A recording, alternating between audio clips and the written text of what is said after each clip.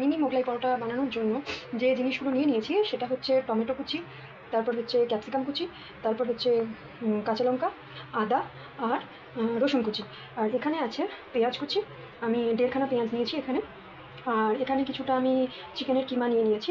তো আর এইখানেতে কিছু মশলা আমি অ্যাড করবো, ঘরোয়া মশলা। তো নুন, একটু হলুদ, আমি জানি মোগলাই পরোটা এগুলো লাগে না, কিন্তু একটু ওই ঘরোয়া স্টাইলে বানানোর জন্য আমি এই জিনিসগুলো নিয়েছি। তো হলুদ গুঁড়ো, লঙ্কা গুঁড়ো, একটু কাশ্মীরি লঙ্কা গুঁড়ো, একটু জিরে গুঁড়ো আর একটু ধনে গুঁড়ো। তো 1 চামচ করে মোটামুটি নিয়েছি। আর এইখানে রয়েছে ডিম। তো এখানে 3টে ডিম লাগার কথা নয়, মিডিয়াম সাইজের হলে 2টো ডিমই হয়ে যায়, কিন্তু এই ডিমগুলো যেহেতু খুবই ছোট সেই জন্য 3খানা নেওয়া হয়েছে। আর এইখানে আছে ময়দা, 3 কাপের মতন ময়দা নেওয়া হয়েছে। আর এইবার ময়দাটা মাখার জন্য নেওয়া হচ্ছে নুন আর সাদা তেল।